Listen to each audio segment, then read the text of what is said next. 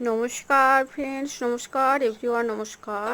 দেখুন, দুপুরে ঠিকমতো ভাত খাওয়া হয়নি, মানে গরমের জন্য ঠিকঠাক খেতে পারা যায়নি।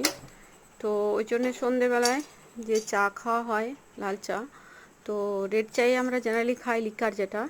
তো সন্ধেবেলায় খুসখুস করছে শুকনো কি খাওয়া যায়, কি খাওয়া যায়। তো আমি চটপট কি করলাম, চিড়ে, বাদাম, কাজু বাদাম, টমেটো, কাঁচা লঙ্কা সব একসাথে নিয়ে আর ড্রাই রোস্ট করে নিলাম লবণ আর হলুদ দিয়ে। আর সুন্দর একটু হোয়াইট অয়েল দিয়ে ড্রাই রোস্ট করলাম কড়াইয়ের মধ্যে। তো এটা খেতে চায়ের সঙ্গে খুবই সুন্দর লাগলো, শুকনো খাবার। আর চা, লাল চা দিয়ে বেশ মুখরোচক। আর নোনতা নোনতা ছিল, একটু ঝালও ছিল, একটু টকও ছিল। আর এমনিতেই টমেটো, কাঁচা টমেটো খাওয়া খুবই ভালো। কাঁচাটা তো ডিরেক্টলি খাওয়া যায় না, তাই একটু ড্রাই। আর ওই টমেটোর জলটাতে পুরো চিজটা এত সুন্দর ভাজা হয়েছিল, খুবই সুন্দর। শুকনোও ছিল অথচ সুন্দর, বেশ মুচমুচে, দারুণ লাগলো ফ্রেন্ড।